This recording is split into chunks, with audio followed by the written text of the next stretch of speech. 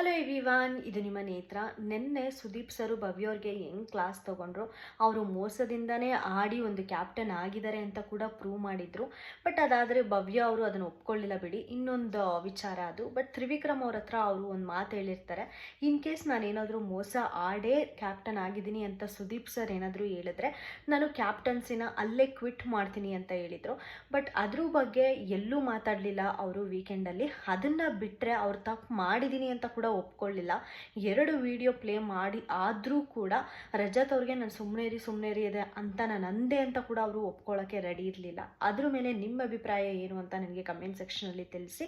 ಮತ್ತು ಸುದೀಪ್ ಸರ್ ಕೂಡ ಅಷ್ಟೊಂದು ಡ್ರ್ಯಾಗ್ ಮಾಡಲಿಲ್ಲ, ಯಾಕಂದರೆ ಒಪ್ಕೊಂಡವ್ರ ಹತ್ರ ಏನಾದರೂ ಮಾತಾಡ್ಬೋದು ಬಟ್ ಆದರೆ ಅವರು ಒಪ್ಕೊಳ್ಳೋಕೆ ರೆಡಿ ಇರಲಿಲ್ಲ. ನನಗೆ ಅದು ಸಿಕ್ಕಾಪಟ್ಟೆ ಬೇಜಾರಾಯಿತು. ಇನ್ಫ್ಯಾಕ್ಟ್ ಭವ್ಯ ಅವರು ನನಗೆ one of the favourite contestant. ಅವರೇ ಆ ಥರ ನಿನ್ನೆ ಬಿಹೇವ್ ಮಾಡಿದ್ದು ಸ್ವಲ್ಪ ಇಷ್ಟ ಆಗಲಿಲ್ಲ.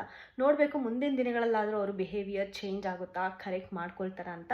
ಬಟ್ ಇದರ ಅಭಿಪ್ರಾಯ ನಿಮ್ಗೆ ಹೆಂಗೆ ಅನ್ನಿಸ್ತೆ ಅಂತ ನನಗೆ ಕಮೆಂಟ್ ಸೆಕ್ಷನಲ್ಲಿ ತಿಳಿಸಿ.